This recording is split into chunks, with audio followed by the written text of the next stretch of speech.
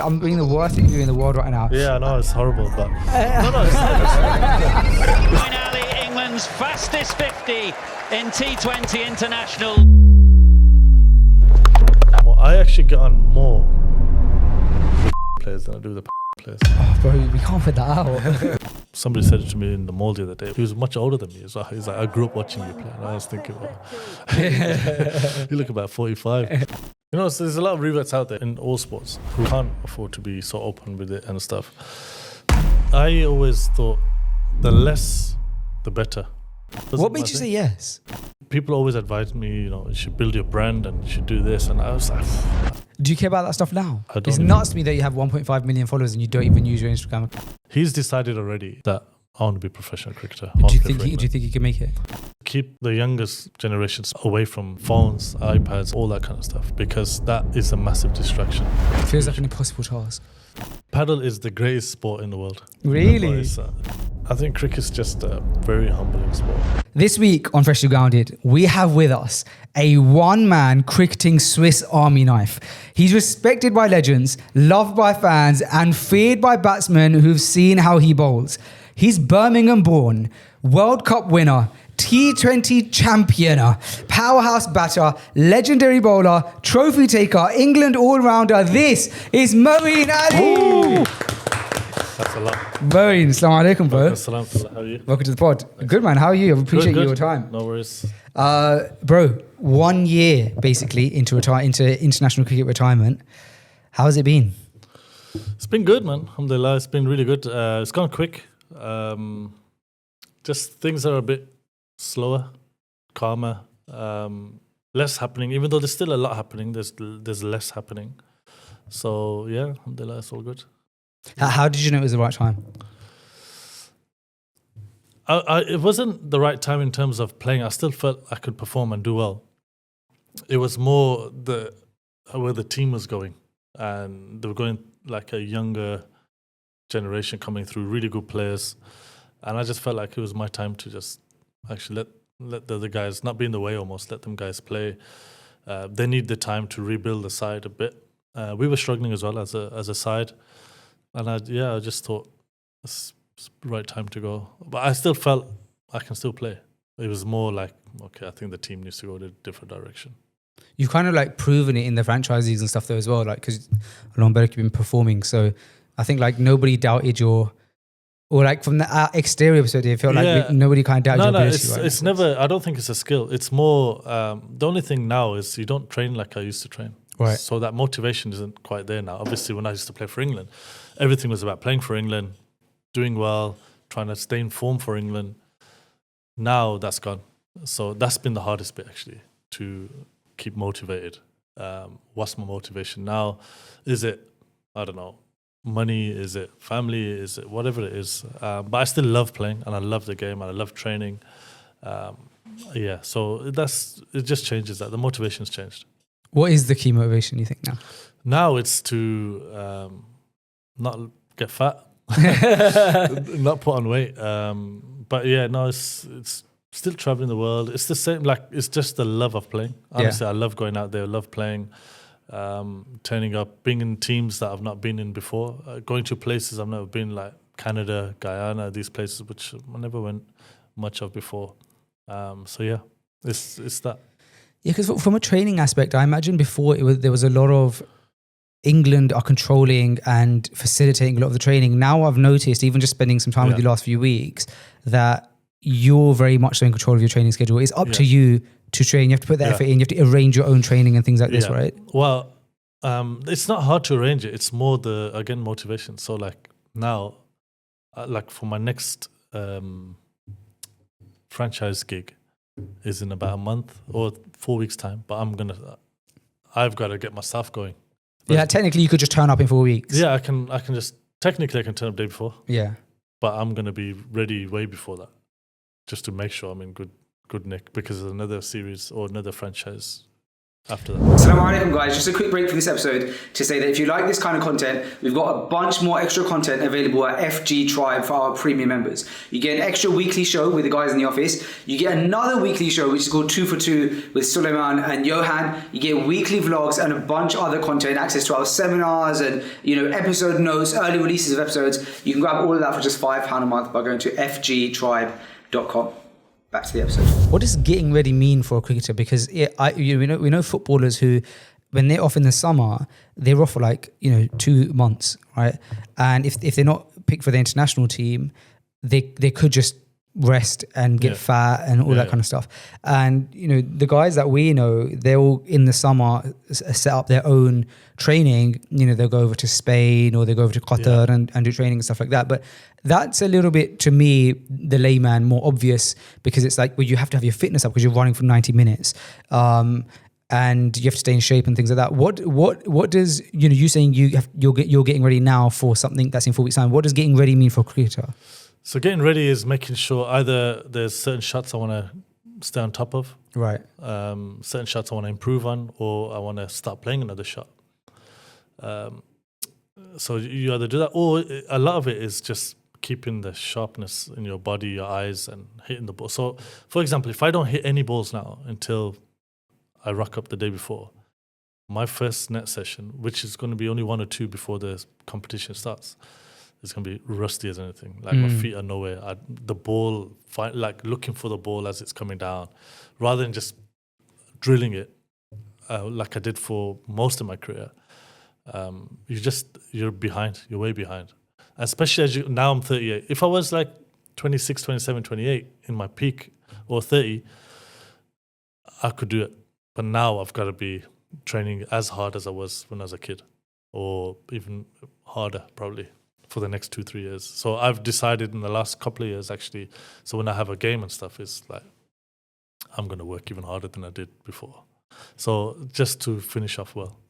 That's incredible, because you would think that after having such a first of all successful career, but also such a long career, which a lot of athletes don't have the pleasure of having, that you would be, you would potentially just rest on your laurels a bit and relax. No. But so I did that a little bit, to be honest. Since I retired, I did that a little bit, and I was not rest. I was just a bit more okay, I can take a back seat now.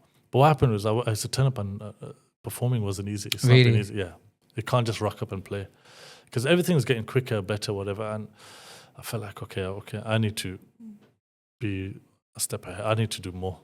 So that's when I decided, probably a year or so ago, that before a game, sometimes in England 2 years ago, my nephew Ismail used to feed me on the machine, with the balls.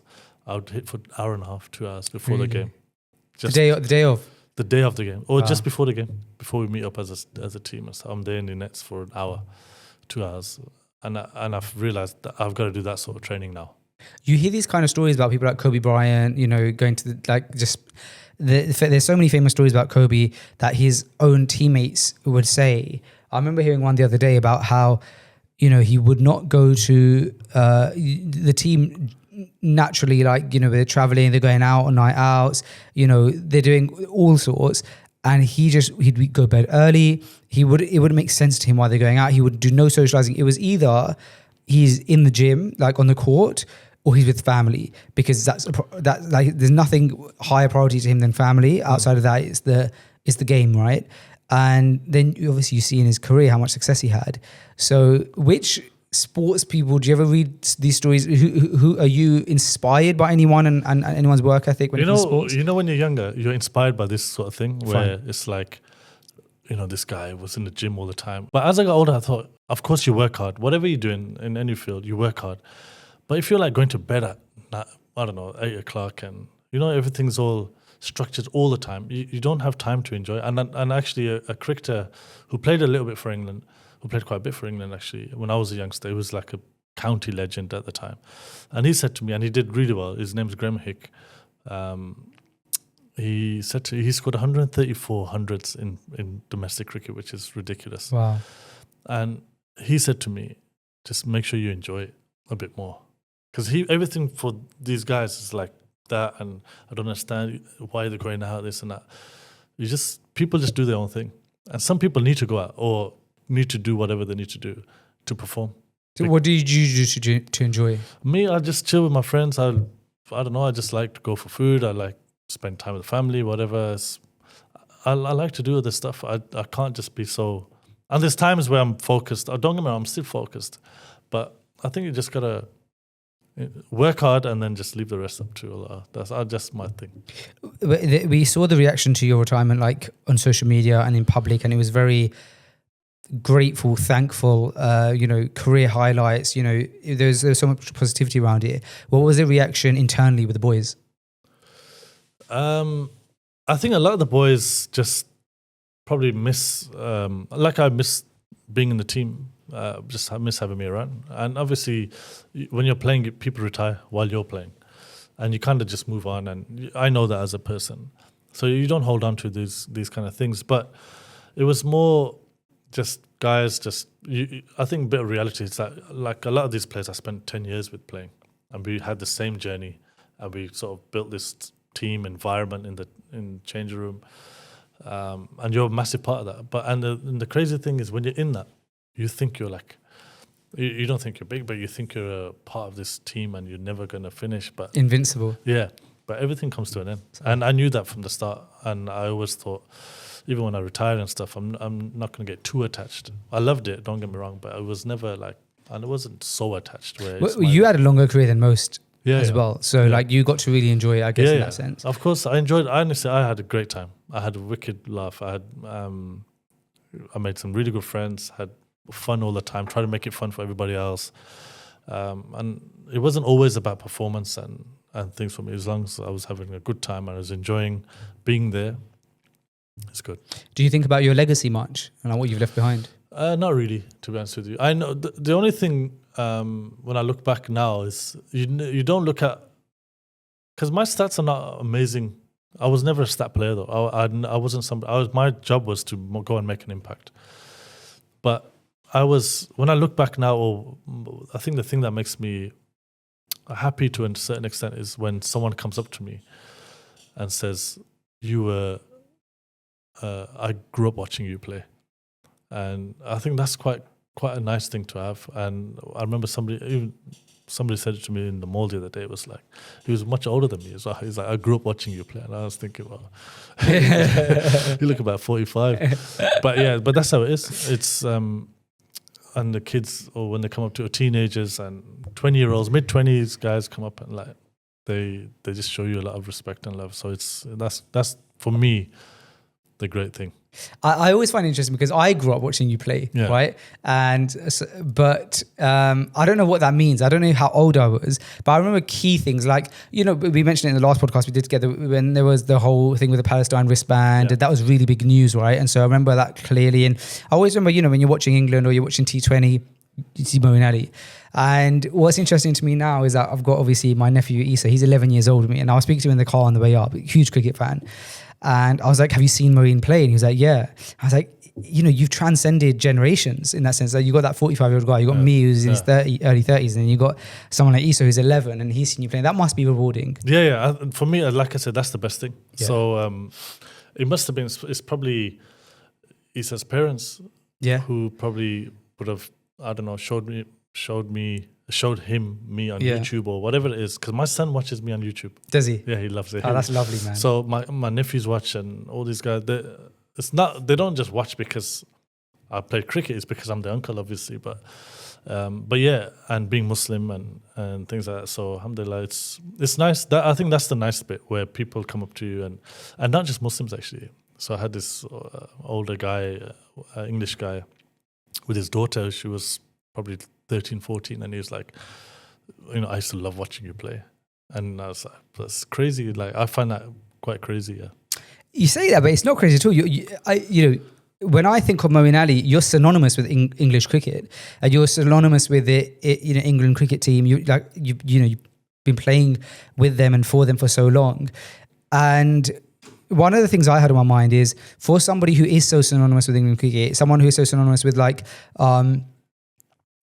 I don't want to use the word A-list, but I suppose like mainstream cricket, mainstream sports, everyone, even if they're not avid fans of cricket, as long as you're kind of brought up in British culture, names like Moeen Ali and a lot of your teammates, because like it was kind of like in some ways like the golden era, right?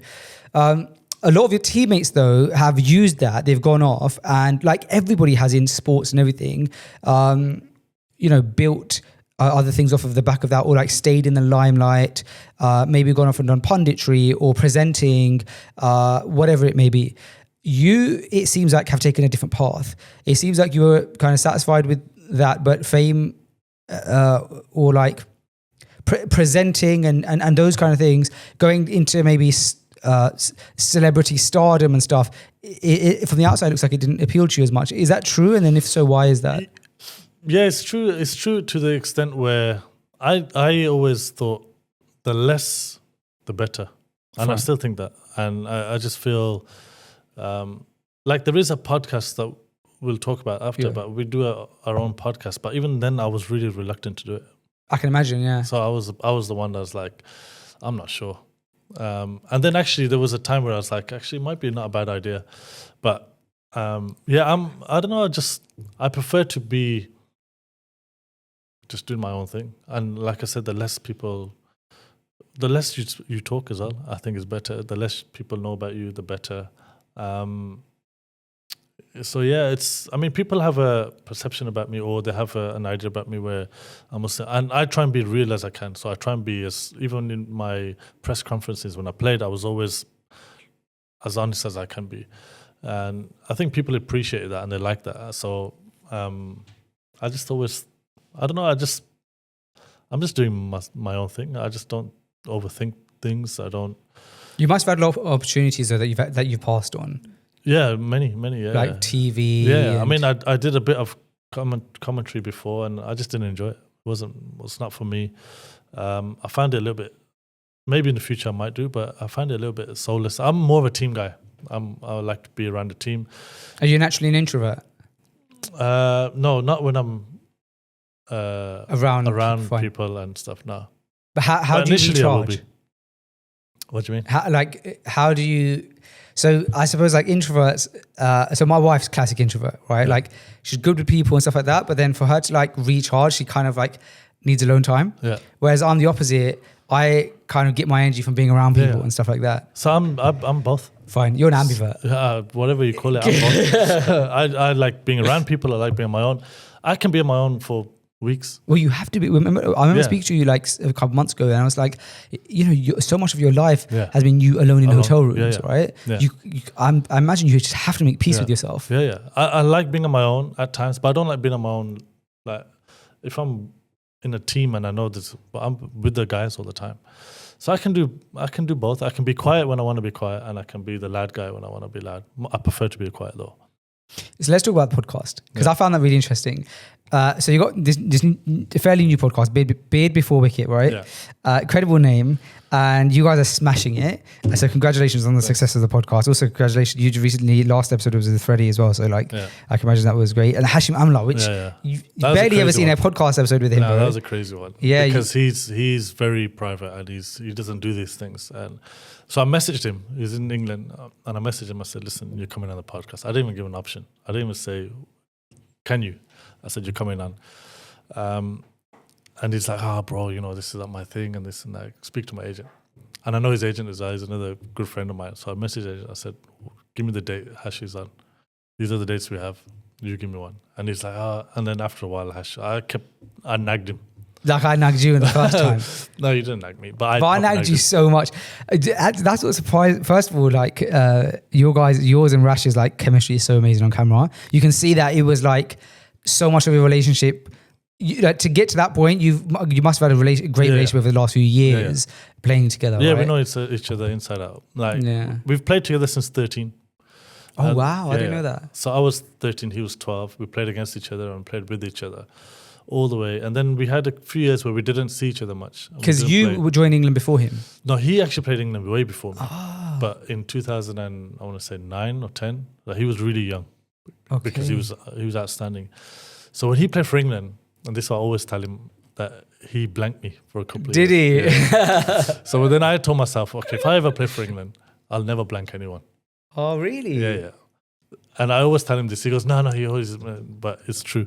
And then we got on really well since 2014. Like we became real tight, and yeah, we just have this chemistry where in the changing room, we used to be just me and him entertaining everybody, like just taking a mick out of each other. He's from Bradford, so it's quite easy. Basically, just take a big out of him. Yeah. But he's awesome, mashallah. He's good. The thing that surprised me about you doing the podcast, and I love the podcast, it's like it's settled with you so well, which I think is amazing. And but it surprised me because the first time I was trying to get you on the pod, so we met, and then you were our first big episode, and I was so nervous for it, by the way. So I'd met you like a couple times prior at like events and stuff.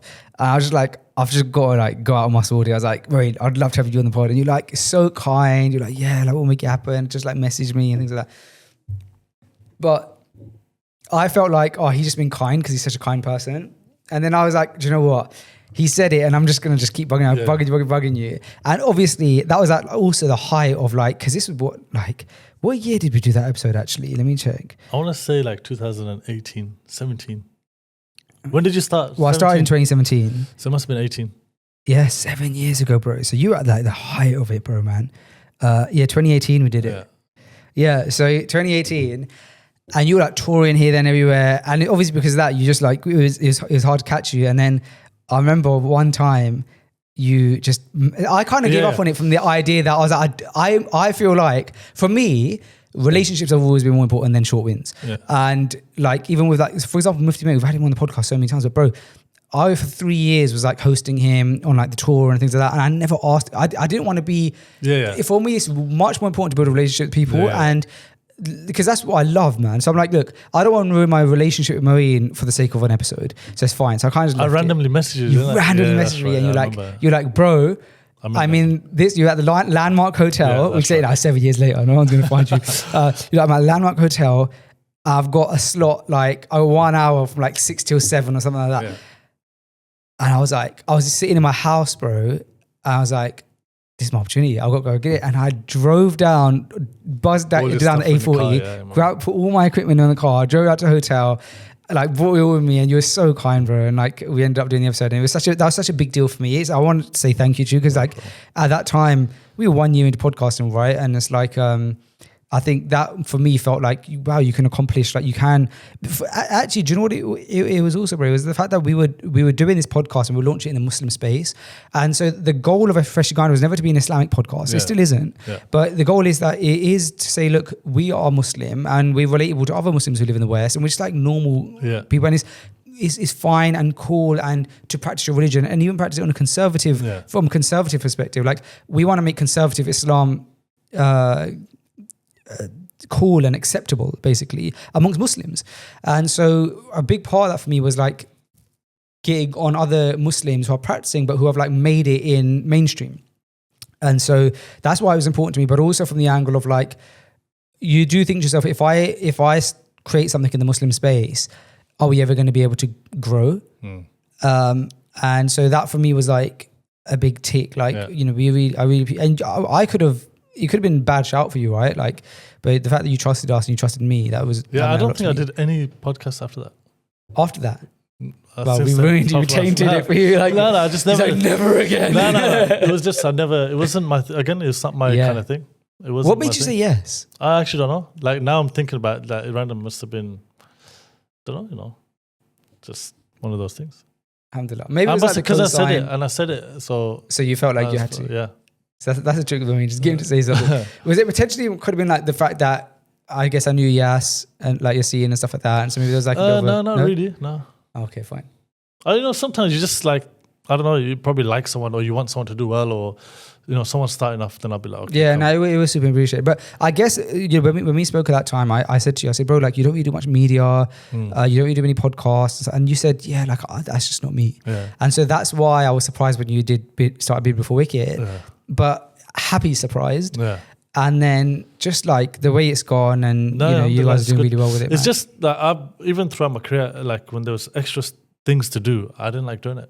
Yeah. I just stayed away. I did a lot of things as well, but when there was like extra things and there was people always advise me, you should build your brand and you should do this. And I was like, I can't be bothered, bro. I literally can't be asked. Do you care about that stuff now? Like the building the brand and stuff? No, I honestly don't.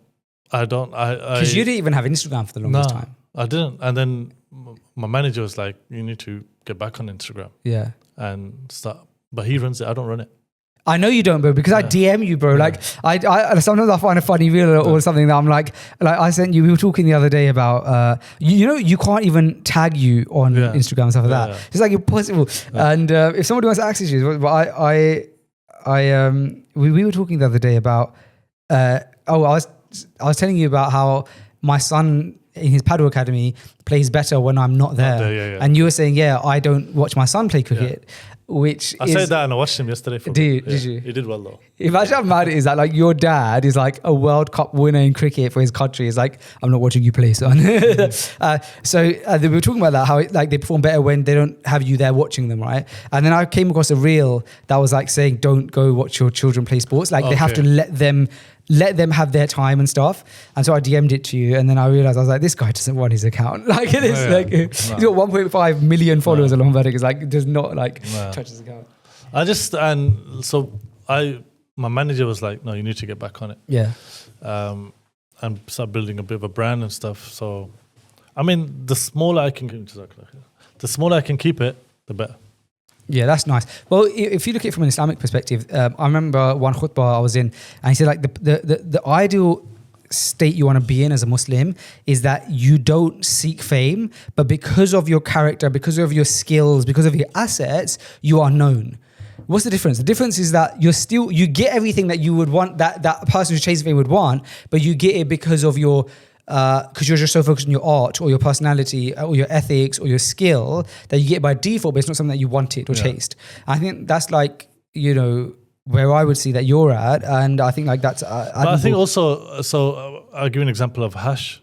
He's probably more than me in that way, where he's like got no interest in anything, really. He loves fishing. He loves all that stuff. But in terms of this, got no interest. Hashim Amla we're talking about. And yeah, of course. He's, I think, what happens is then when you do get them on a podcast or you do get them, it's like it's more special. Yeah, it feels a lot more about it. More people watch it and I guess that's not the reason why he's doing it, but I think that's what happens, and then people like them even more. What is it like having a son who plays cricket, and how are you as a dad in that with cricket and stuff? Are you like in the garden, like bowling him spinners, like? I'm on and off with him, so I never pushed him to play cricket. Okay. Actually, what happened was he was about 4 or 5 years old, and he came to watch one of my games. He didn't know that much about cricket. He knew I played, obviously, because he used to travel with us. We used to homeschool him, and I was playing really well at this one game, alhamdulillah, and the crowd were like singing my name, so they're like Moeen, like all this kind of stuff. All these different songs they have for you. Bamiami has loads of songs for players. Okay. And he loved it. The whole section was, and that was the day he decided I want to play cricket. Really? Yeah. You just felt like they're singing my dad's name. Yeah. He honestly, he loved it. He probably can't even remember it now, but he was like, oh, I'm going to play cricket. So how incredible must that have been for you as a dad though? Because you got all these people singing your name, but really like as a dad, you just kind of want to make your kids happy, isn't it? Yeah. I mean, he was young. He was 4 or 5. He didn't know about like. I mean, obviously they want to see the ball go flying, but they don't know that much about cricket. Fine. But it was the fact that that inspired him to take on the game, and since then he has been obsessed with cricket. Really, bro, he just wants to play. He wants to be. He's decided already, probably a few years ago now, that I want to be a professional cricketer. Do you think he can make it? Yeah, he's inshallah gonna. Yeah, he's got the drive for it. And the motivation, and he's got the will to work hard. Like he works hard. For his age, he works extremely hard. In terms of, in general, the next generation of cricketers, have you noticed a difference between the generation that's coming up and your guys' generation? Yeah, massive difference. What are those differences that you've noticed? They're just willing to do more. Really? They're willing to take more risks. Do things a lot faster than we did. We were more like conservative, just trying to be solid and still doing the stuff, but they just faster. Everything's they're picking up things a lot quicker than I reckon we did. Like at this stage, my son is way better than I was. Why do you think that is? Is that because of like how much access there is to technology? Yeah, I think just watching more, and I mean, you learn from obviously people teaching you, coaching you, whatever you want, but also watching. So we watch videos of how, I don't know, Ronaldo does this or how Messi does this. I mean, you can't copy them because they're absolute geniuses, but other players you can copy and try and pick up techniques, and there's videos, and there's so much more out there. I remember when I was young, we had, what do you call those tapes you used to put in? VHS, and we put one of those in, and with this guy talking about bowling and batting, and that's how it was. But now it's like so easy. Yeah. Now you can just chat GPT it. You can do whatever. But obviously you got to put the work in. So it doesn't, it's putting hours in. And I think when you're young, for any sport, anything, if you're doing more than everybody else, if somebody's doing 1 hour's work or 2 hours work, and you're putting in 5 hours work, you're going to be better. You're going to be definitely better. On that, like, have you noticed any differences in mindset though? Because if you look at, you know, the parallels with football, you see these documentaries about the Invincibles, you know, or like, what's his name? Who's that? Obviously, Man United coach, the most famous one. Alex Ferguson. I don't know why that name slipped my head. Like, it sounds so dumb.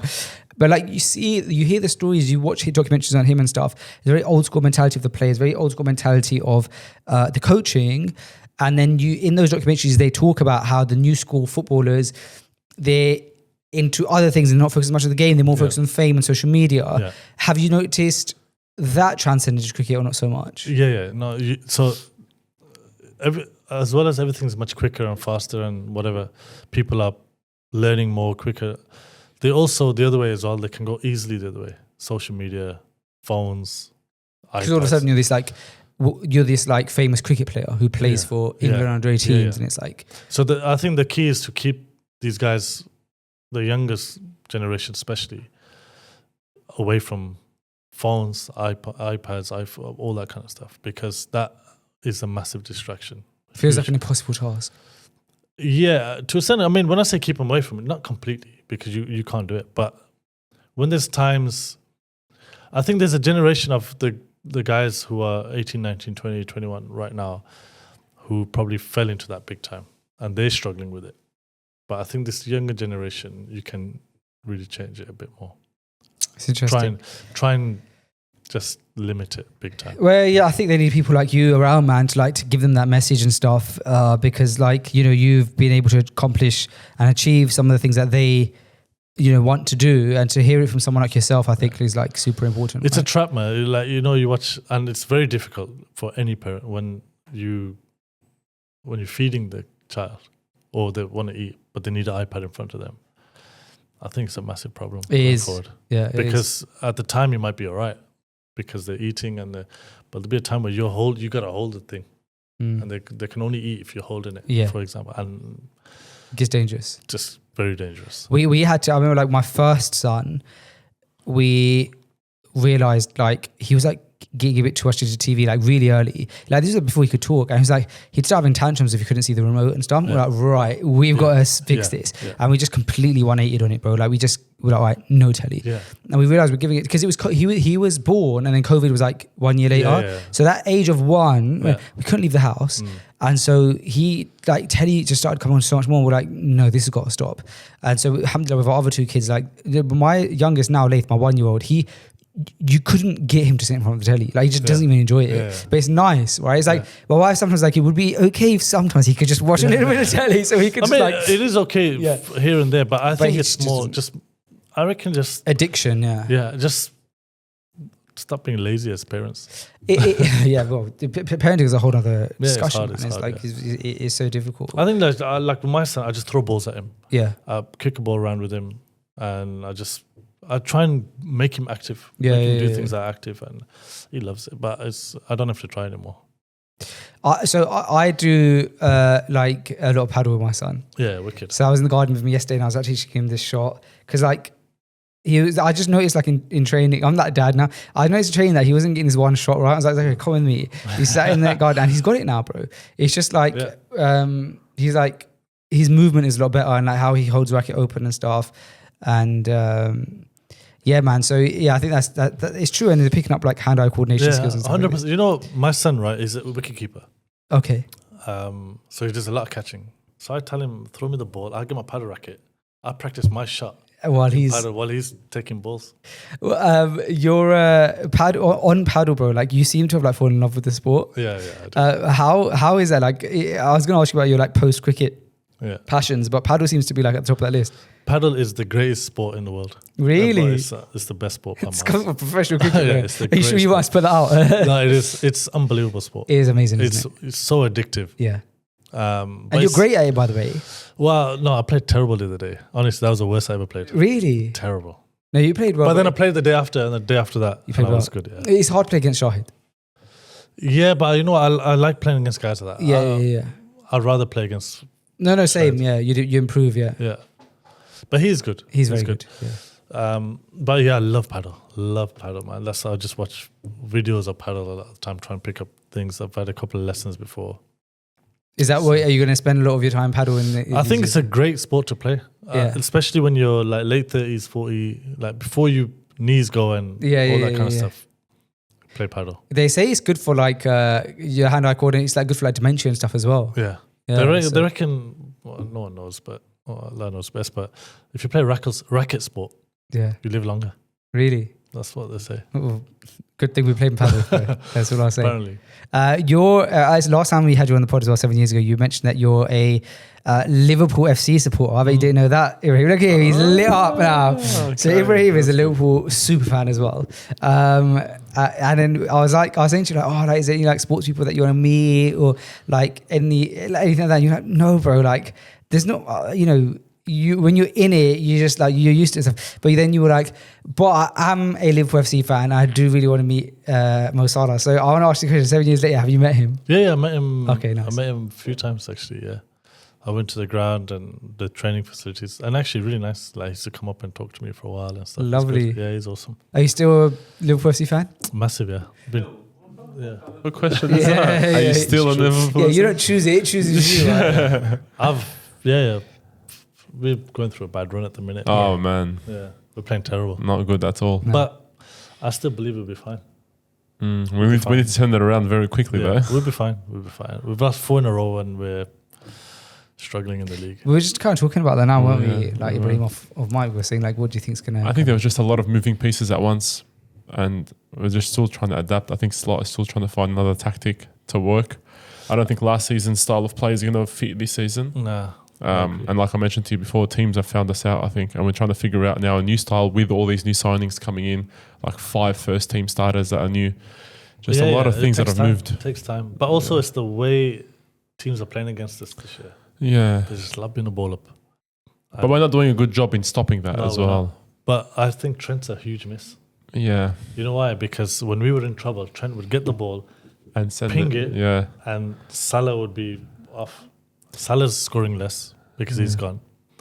But that's not why he scored, the only reason. But he used to get us out of trouble with those balls. You know, I scoring. I was reading something about that, exactly what you were mentioning, that Trent feeding to Mo Salah quickly on the counter is what used to make him score quicker. 100%. People thought now having more attackers will slow him down with scoring, but it's actually him getting fed from a right back. Yeah. Our right backs. Yeah. There was so many times I used to watch Trent, and I love Trent.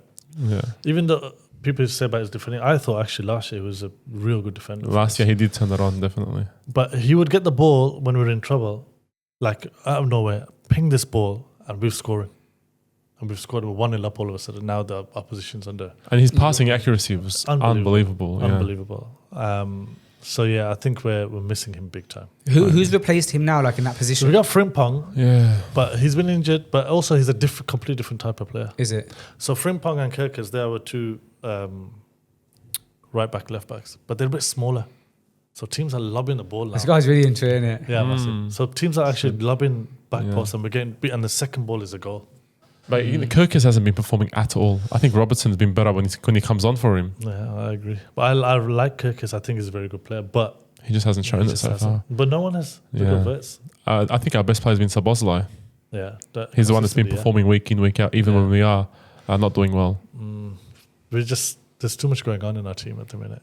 I think the last match I watched was literally when he scored the free kick. Against Arsenal. Yeah. Oh, yeah. And actually, those games we were winning, we weren't playing well. And scraping. Yeah. So I went to watch us in the Community Shield against Palace. We weren't great. Yeah. But And Isak I think hasn't- Wirtz is going to take a year physically. He needs to get stronger. He's a very good player though. But he needs to, and Isak, He hasn't hit the ground running. yeah. Iketika There's has a been lot of better hope than on him. him. Ekitika's quality. Yeah. Sorry? Isak is a lot of money on Of someone, course. but he's a quality player. But the way we play generally doesn't suit a number 9.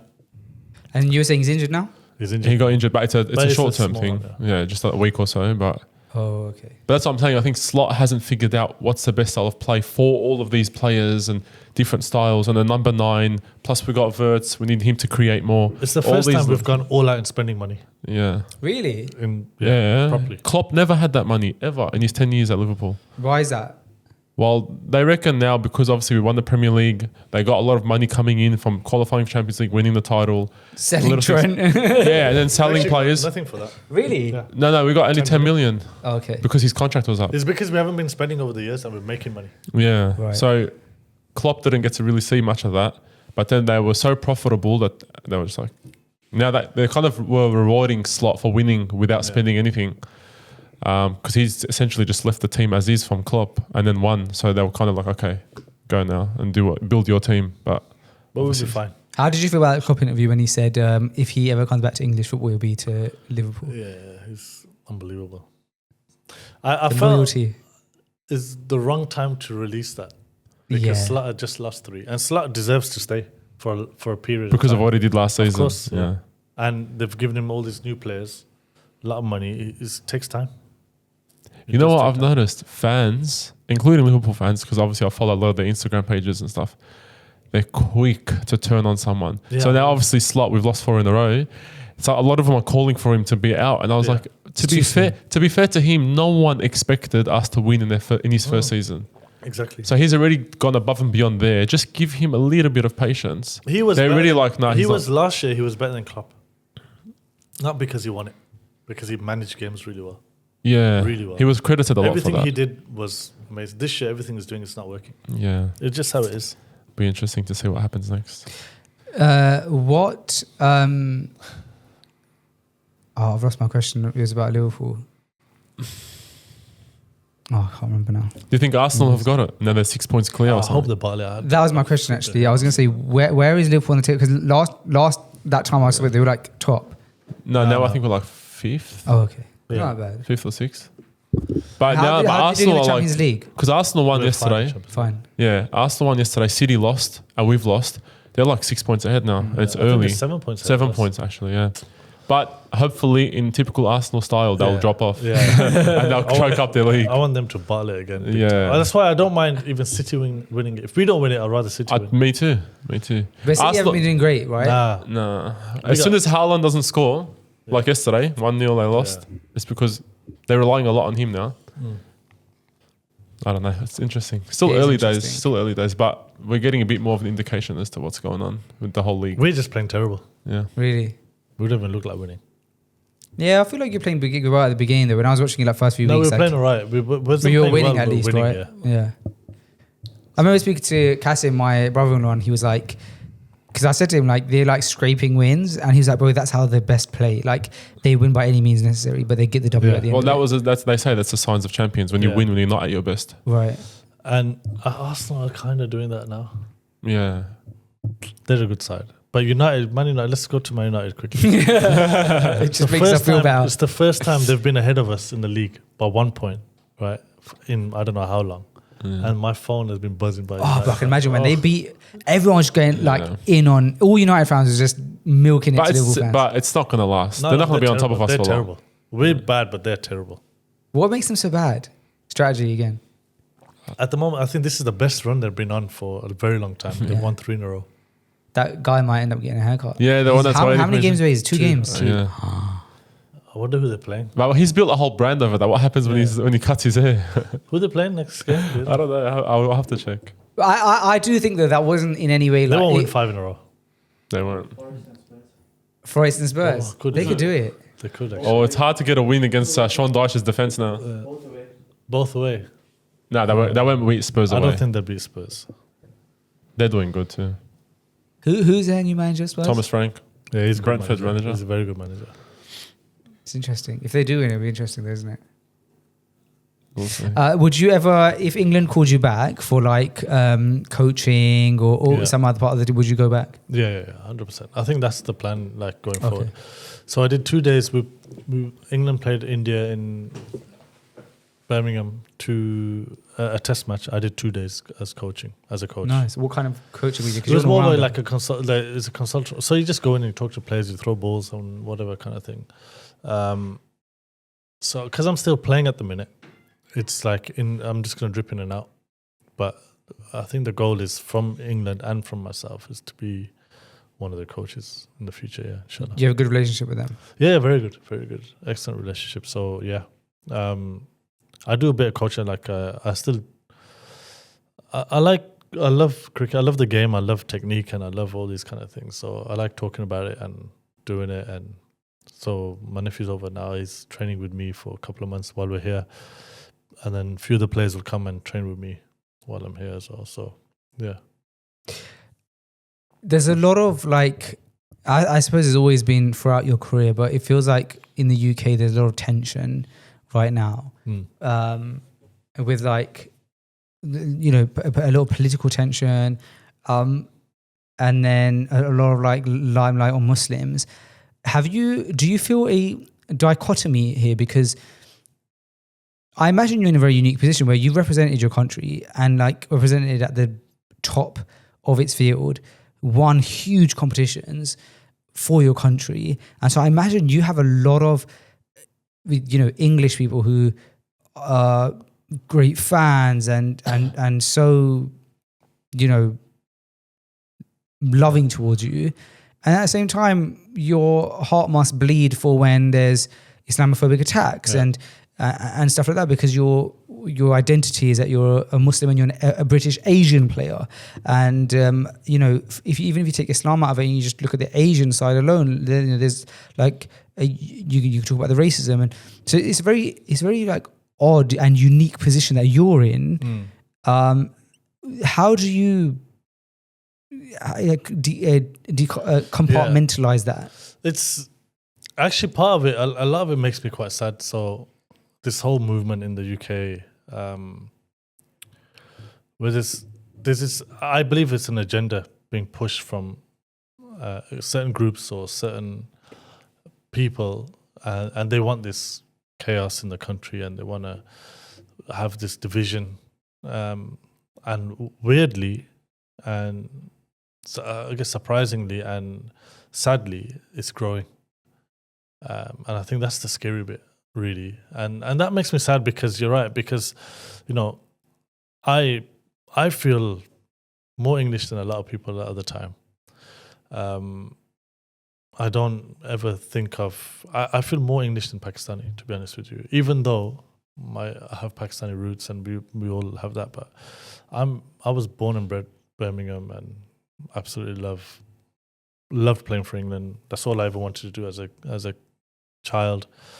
Of course, I love my roots as well, and where my mum was from and stuff. But my dad was born in the UK. My dad's mother was an English woman. I have a stronger relationship with that side of the family, and I was close to my grandmother and all these kind of things. So, it's really sad, because this movement is it's evil more than anything, and it has its own agenda. And it's not for Britain, and it's not for England. It just causes a lot more trouble, and it's horrible. Because you must experience the other side of a lot of it, where English fans, you know, who are so patriotic, are so, like I said, loving towards you or whatever, right? Like respectful. It's like, you must experience such a great feeling from that. And I mentioned earlier, like, there's a lot of people come up to you and they know who you are, and they like always come, like they'll come from far just to come and shake your hand and say well done, and you were great for England and all these kind of things. You meet a lot more people. That's why I don't look at it so much in a negative way. I look at it as a sad thing, because I've met so many people Do you feel like online isn't a real place? No, almost, like? online's are disgusting anyway. Online, though, I think the worst people come out.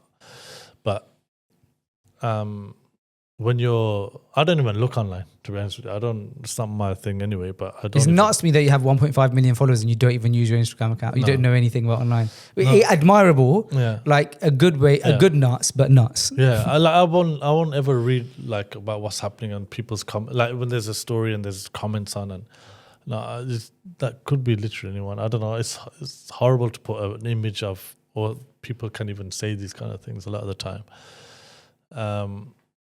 But at the same time, I always think, well, Islam's here to stay. Yeah. And we're not moving for no one. So we, as Muslims, this is our home.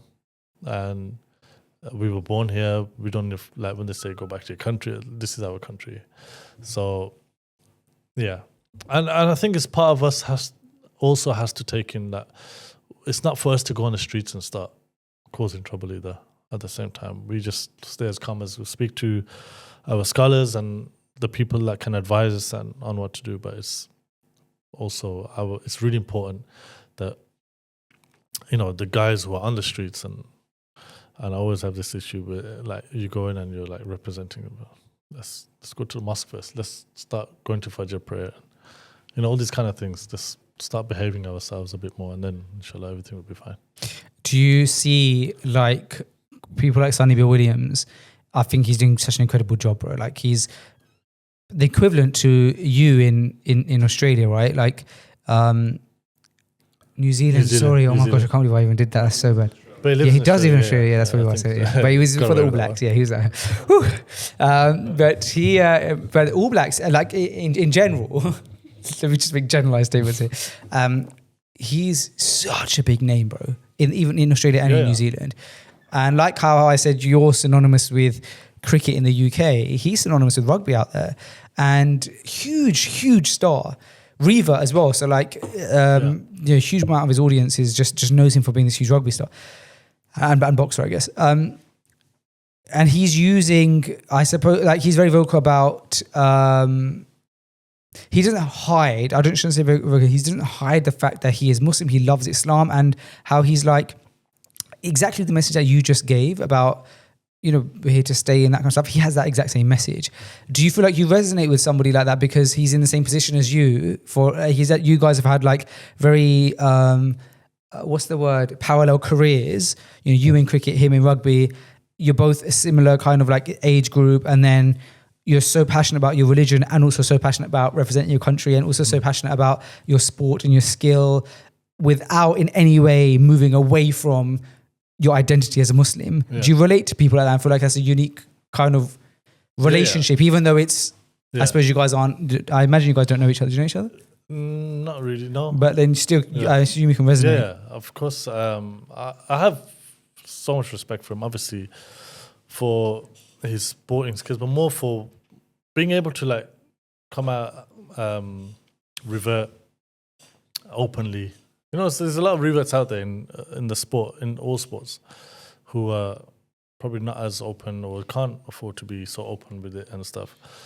But I always thought, I admired him always because of he's very open, very just not afraid of anyone, not afraid of anything, not just and the same passion, same drive, same discipline kind of thing. So yeah, I would love to meet him one day, inshallah, properly. He's always like traveling around the world, man. You'll definitely catch him. It'll be nice to actually have him on, because every time we've had him on, it's been like virtual. So it'd be nice to kind of have him on, like in the studio and stuff like that. And also, so kind of you to come down to the studio, man. All right, I'm going to hand it over to the boys for some questions. I did want to ask you first, though, about, I had some notes on here. We spoke about coaching and paddle and stuff. I had a question about your non-cricket passions. Is there anything else outside of paddle and coaching that, like, I suppose, in family that you're passionate about? Not really. That takes up all your time. Paddle, cricket, family.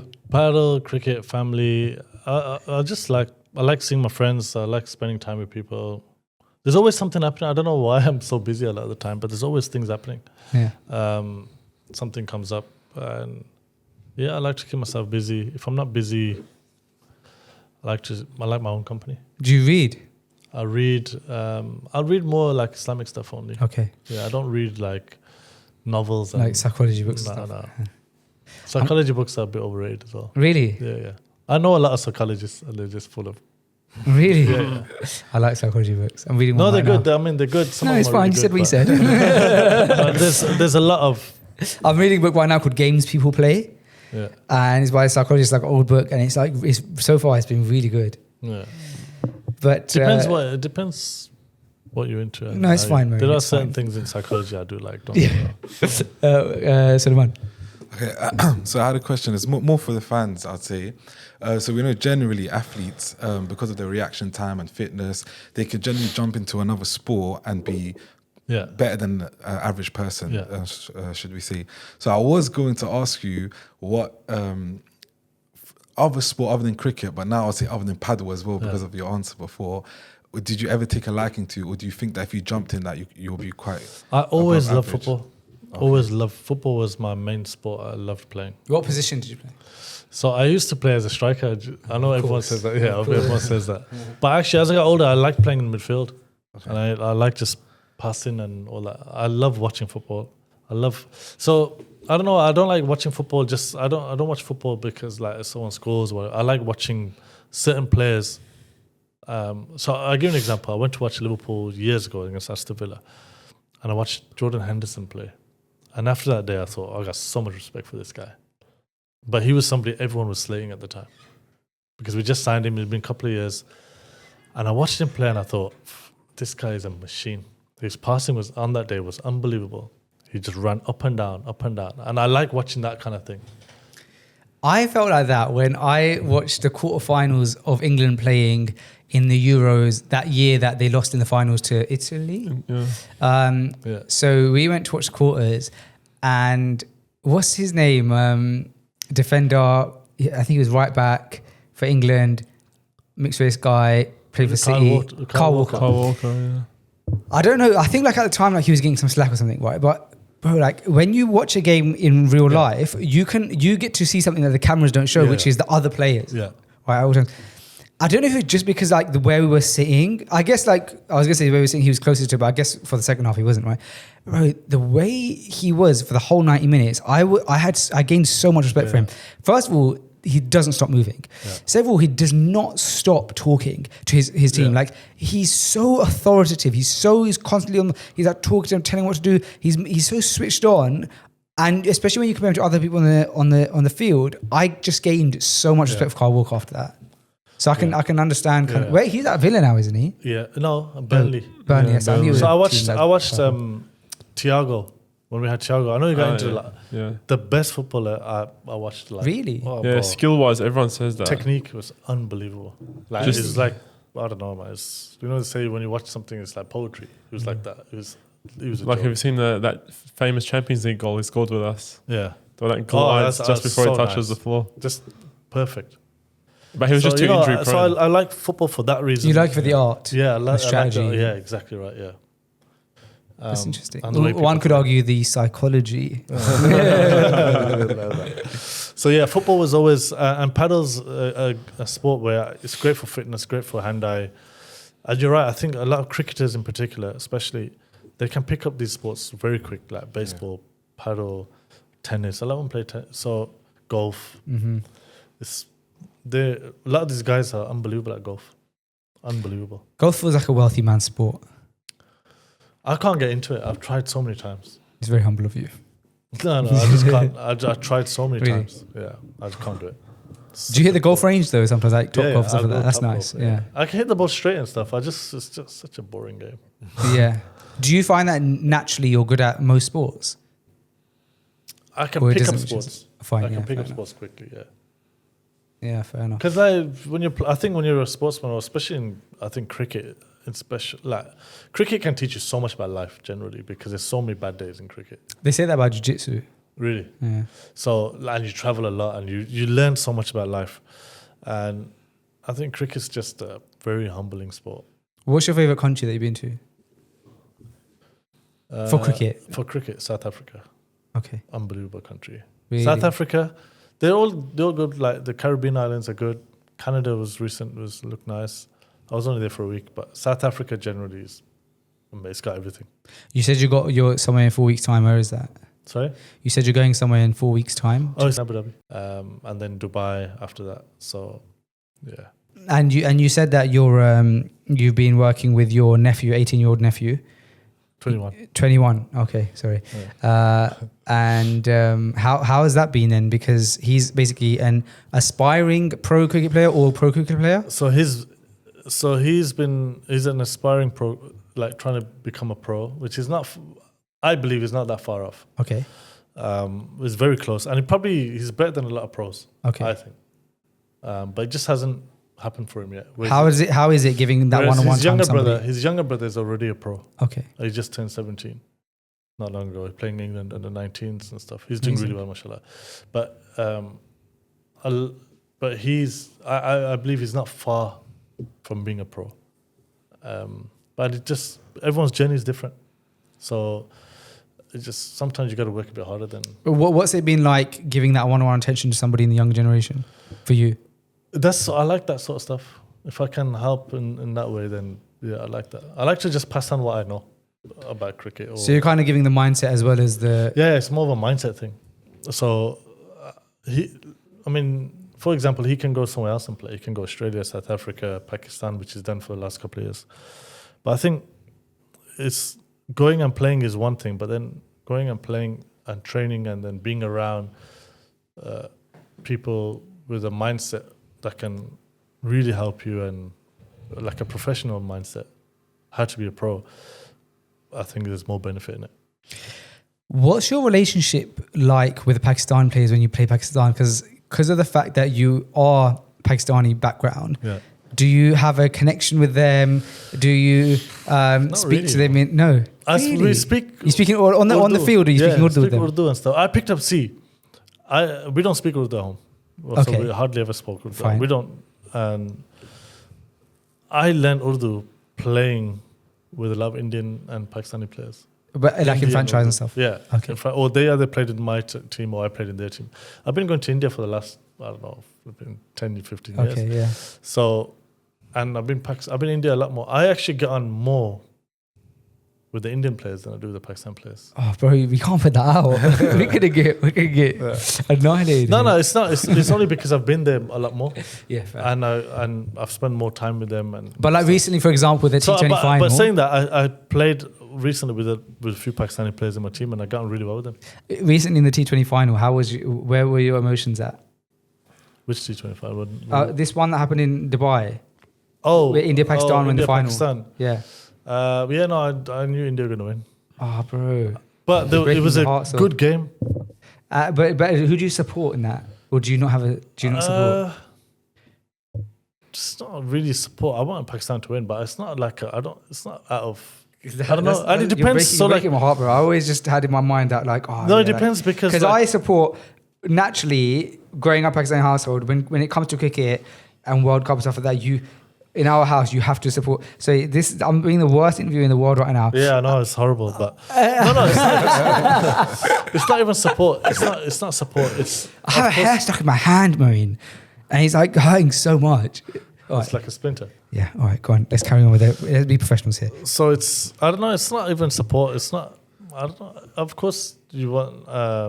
So, for example, right in this final, a guy called Rinku Singh played for India. Sure. He hadn't played a single game. And he's a friend of yours. And he's a friend of mine. And I knew, and I said to whoever was with at the time, I said, he's going to hit the winning runs. Because he's that kind of guy. And I know him, and it just happened for him. And he ended up hitting the winning runs. Yeah. And his only shot he played. So, I don't know, like I have a lot of friends in that Indian side. Fair enough. Do you know what? You're in it. You're in that world. You're going to have to. It's going to be difficult, yeah. And it's not so much support Pakistan or India. Sometimes, you know, they say don't meet your heroes. Like but what I don't agree with like not shaking hands and I don't agree with that. Is that what they do? No, so India Pakistan had this obviously because of the fighting and stuff, and that's his thing. And I think India went too far that way, where it's like we're not going to shake their hands, and I don't know. It's a bit. It's for show because, for example, the captains they shook hands before the meeting, and if you're so stern about not shaking hands, you wouldn't have done it then either. And it's just a game of cricket. Like people want to see India Pakistan play, because it's probably one of the biggest sporting events in the world. Sadly, Pakistan's team is not that good at the minute. At the minute, yeah. Yeah, But when you were playing, like at the peak of your career, they had a great Yeah, team. they were a very good side. How did you find playing Pakistan? Very difficult. Pakistan, when we used to come World Cups, they were the hardest to play by miles. They always did us. So we'd beat them in the series and stuff before generally. But when it came to World Cups or ICC Champions Trophy, we couldn't beat them. And then we beat them in the final of the T20 World Cup. Because you personally have performed quite well against them a number of Yeah, I times. did okay against Pakistan, yeah. Alhamdulillah, it's good. But it was, and India, but it was, I found Pakistan a much more dangerous side. And they kind of just lost that danger over the last few years. What do you think they need to pick that up? They got no stability in general. Organisation and stuff. Yeah, and the players probably don't work. I mean, they must work hard, obviously, but there's a lot of pressure on the players, man. Like, there's no need, and people like Babar Azam and stuff, people just putting pressure on him where they don't need to. Who is the GOAT of Pakistan cricket? Who's the GOAT right now? Who was the GOAT? Who was the GOAT? Wasim Akram. Yeah. Yeah, he's unbelievable. Bowling, as a bowler, Wasim Akram. Do you prefer bowling or batting? Because you're Batting. Really? Yeah, I always consider myself as a batter. Bowling came later. Like bowling, I learnt on the job. You just happen to be good at it. No, I just happened to there was no spinner, and I was the only spinner playing, and I was gonna say because they relied on you a few times. Yeah, I just learnt my trade playing. That's Whereas interesting. batting was always something I knew. If I wasn't batting well, I knew why I wasn't batting well, technique well. When I wasn't bowling well, I didn't know why I wasn't bowling well. And I think that mindset helped me in a way because the pressure of bowling on the last day when it's spinning and you got to bowl a team out, I just saw it as a bit of fun kind of thing as a bowler. Whereas a lot of spinners, that pressure is very difficult. Yeah, so Man, it's a whole art, man. It's so inspiring. We're always having you on genuinely, like just spending time with you and learning from your mindset and stuff. And I think that's like what we wanted in general. Like when we started Freshly Grounded, just like to be able to have conversations with people like yourself at the top of their field. So I always appreciate your time. Thank you for coming down to the studio as well. Thank you for bringing your nephew, and the guys will appreciate it as well. So may Allah bless you and reward you. Jazakallah khair for having me again. You're always welcome. Jazakallah khair. Assalamu alaikum. Assalamu alaikum.